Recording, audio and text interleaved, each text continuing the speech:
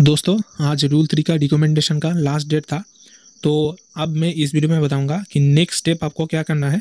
मैंने पहले ही बताया था लेकिन अब और भी डिटेल्स में बताऊंगा क्या क्या आपको करना है ताकि आपका जो रूल 3 है वो फाइनली रिजेक्ट ना हो जाए।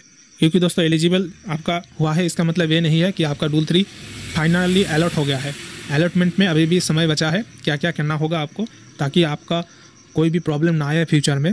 तो इसके बारे में वीडियो में बताऊंगा, वीडियो को बिना स्किप करे A to Z पूरा देखें। तो दोस्तों सबसे पहले तो मैं उन लोगों को बधाई देना चाहता हूँ जिन लोगों का रूल 3 रिक्वेस्ट को रिकमेंड किया गया है डिवीज़न के द्वारा और उनका रूल 3 स्टेटस को एलिजिबल मार्क किया गया है।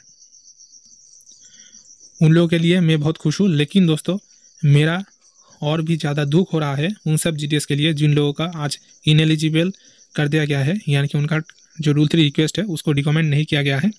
इधर पर आप देख सकते हैं एक भाई का, उनका देखिए नॉट एलिजिबल स्टेटस दिखा रहा है और ऐसा नहीं है कि ऐसा ही लिख दिया कि नॉट एलिजिबल, इसका भी कारण डिवीज़न को देना होता है। तो इधर पर देखिए रिक्वेस्ट और reviewed and verified by Phulbani division and the reason mark by the authorities document verification is not completed. तो ज़्यादातर GTS जो है उनका यही प्रॉब्लम है, इनएलिजिबल होने के जो कारण है वो है कि उन लोगों का डॉक्यूमेंट वेरिफिकेशन अभी तक भी कंप्लीट नहीं हुआ है। तो ये जो प्रॉब्लम है ये दोस्तों GTS का कोई हाथ नहीं है इसमें। पूरा जो लायबिलिटी है वो डिवीज़न के ऊपर आता है। डिवीज़न वाले अपने मन मर्जी करते हैं, अकाउंट का टारगेट देते हैं, अकाउंट खोलने के लिए प्रेशर करते हैं, लेकिन जब खुद का लायबिलिटी आता है, जब खुद का जिम्मेदारी आता है, तब दोस्तों सब लोग चुपचाप बैठे रहते हैं, काम नहीं करते। तो ये जो डॉक्यूमेंट वेरिफिकेशन का काम है ये मेनली डिवीज़न का है। लेकिन आप मान लीजिए एक GTS का ट्रांसफ़र के लिए 2 साल चाहिए, तो एक GTS का 2 साल हो गया है लेकिन उनका अभी तक भी डॉक्यूमेंट वेरिफिकेशन नहीं हुआ है। तो इसके जिम्मेदारी जो है डिवीज़न को ही लेना पड़ेगा, क्योंकि वो लोग करा नहीं पाए हैं, इसका जिम्मेदारी उन लोगों का ही बनता है ना। तो मैं तो ऐसे GTS के साथ चैट कर रहा था आज, जो मुझे बोल रहा है कि मेरा 3 साल हो गया, 3 साल होने के बावजूद भी उनका डॉक्यूमेंट वेरिफिकेशन कंप्लीट नहीं हुआ है और इसके वजह से उनका रूल 3 रिक्वेस्ट को इनएलिजिबल कर दिया गया है। तो मुझे हैरानी होती है दोस्तों कि डिवीज़न इतना गैर जिम्मेदार कैसे हो सकता है। पुलिस वेरिफिकेशन कंप्लीट नहीं हुआ है और इसके वजह से रूल 3 को उन लोग इनएलिजिबल कर रहे हैं।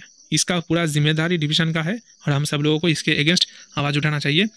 तो दोस्तों आप स्क्रीन पर देख सकते हैं, और जो एम्प्लॉय कैडर का प्रॉब्लम था कि बहुत लोगों का एम्प्लॉय कैडर, बहुत लोग मतलब मोस्ट ऑफ द GTS का एम्प्लॉय कैडर ब्लैंक आ रहा था, लेकिन अब दोस्तों ये जो प्रॉब्लम है ये सॉल्व हो चुका है, सब लोगों का एम्प्लॉय कैडर अब ठीक आ रहा है।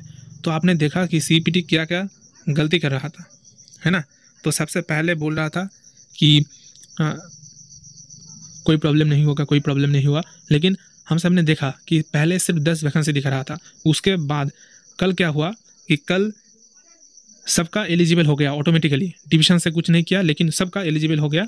और तब हम सब लोगों के पास कोई भी SMS या फिर ईमेल नहीं आया था। तो ये देखकर मैंने पहले ही CPT को कांटेक्ट किया था और जब मुझे इवनिंग को रिप्लाई आया तो मैं देखा कि कुछ सर्वर का इशू था, इसलिए ऑटोमेटिकली सबका एलिजिबल हो गया था, डिवीज़न से कुछ नहीं किया था। और दोस्तों तब आपको याद होगा मैंने टेलीग्राम चैनल और व्हाट्सअप चैनल पर आपको बताया था कि CPT बहुत सारा मिस्टेक कर रहा है। तो हम सब लोगों को सतर्क रहना होगा।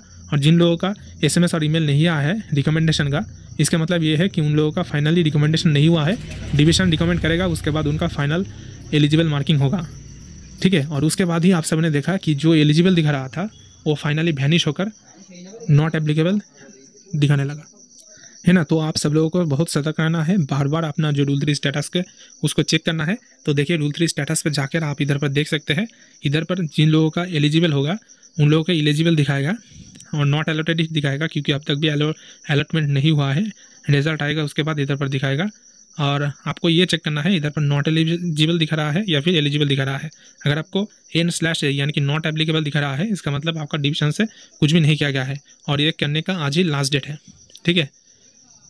तो देखिए पहले सब लोगों का ऐसा दिखा रहा था और अप्लाइंग ग्राउंड भी चेंज हो गया था। तो मैं आप सबको फिर से रिक्वेस्ट करूंगा, देखिए आप सब लोग चेक कर लीजिए कि आपका सब कुछ डिटेल्स जैसे कि ड्यू डेट ऑफ डिस्चार्ज, आपका कम्युनिटी, आपका एम्प्लॉय कैडर, जॉइनिंग डेट, ये सब कुछ सही है कि नहीं। और इधर पर देखिए एक आप भाई हरप्रीत भाई, उनका भी डॉक्यूमेंट वेरिफिकेशन कंप्लीट नहीं है, ये बोलकर इनएलिजिबल कर दिया गया है, ठीक है। तो हम सब लोगों को बहुत सतर्क रहना है।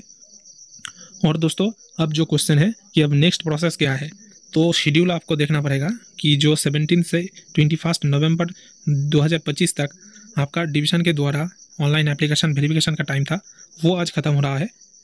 ज़्यादातर जीडीएस का रिकमेंड किया गया है, एलिजिबल मार्क किया गया है। बहुत सारा जीडीएस ऐसा भी है जिन लोगों का डॉक्यूमेंट वेरिफिकेशन यानी कि पुलिस वेरिफिकेशन कंप्लीट नहीं हुआ था, इसलिए उन लोगों को इनएलिजिबल कर दिया गया है।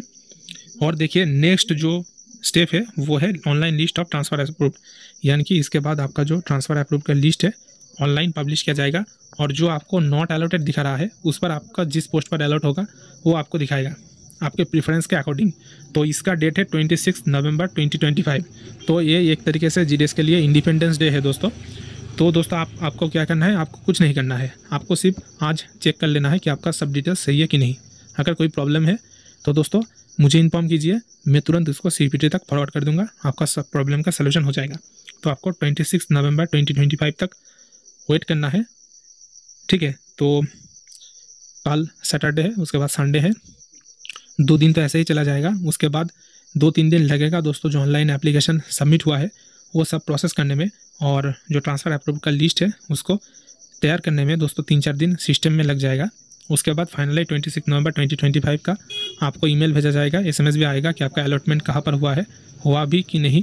इस पर आपको एसएमएस और ईमेल भेजा जाएगा और पोर्टल पर स्टेटस चेक करके आप इसको देख भी सकते हैं। उसके बाद देखिए दोस्तों आपको 5 दिन का टाइम दिया जाएगा। अगर आप जो आपका अलॉटमेंट हुआ है उसको अगर कैंसिल करना चाहते हैं तो 5 दिन के अंदर करना होगा, और अगर नहीं करते हैं तो जिन लोगों का कोई भी अलॉटमेंट कैंसिलेशन का रिक्वेस्ट नहीं आएगा उन सब लोगों को एक एक करके 3 दिसंबर से रिलीव करना शुरू हो जाएगा और 15 दिसंबर तक उन सब लोगों को रिलीव कर दिया जाएगा। और दोस्तों अब सवाल उठता है कि जो अलॉटमेंट होगा उसकी किसके बेसिस पर होगा, तो इसके लिए मैं भी ऑफिशियल ऑर्डर दिखा देता हूँ। तो ये देखिए स्क्रीन पर आप देख सकते हैं ऑर्डर ऑफ प्रायोरिटी, मैं पहले भी शेयर कर चुका हूँ और कुछ दिन बाद मैं इस पर एक डिटेल में वीडियो भी बताऊंगा कि ऑर्डर ऑफ प्रायोरिटी कैसे फिक्स किया जाता है। तो ये सारे जो क्राइटेरिया है इसके बेसिस पर आपका अलॉटमेंट होगा, सीनियरिटी के बेसिस पर, ठीक है। तो इसके बेसिस पर आपका किस पोस्ट पर अलॉट होगा। आपने जो प्रेफरेंस दिए थे, बहुत लोगों ने 10, 20, 25, 50 तक यानी कि 50 तक प्रेफरेंस दिए थे, तो सीनियरिटी के बेसिस पर आपका अलॉटमेंट होगा। तो दोस्तों आशा करते हैं कि ये वीडियो आपके लिए हेल्पफुल रहा होगा। ऐसे और भी ढेर सारे खबर सबसे पहले पाने के लिए वीडियो को लाइक करें, ज़्यादा से ज़्यादा शेयर करें और चैनल को सब्सक्राइब करें। धन्यवाद।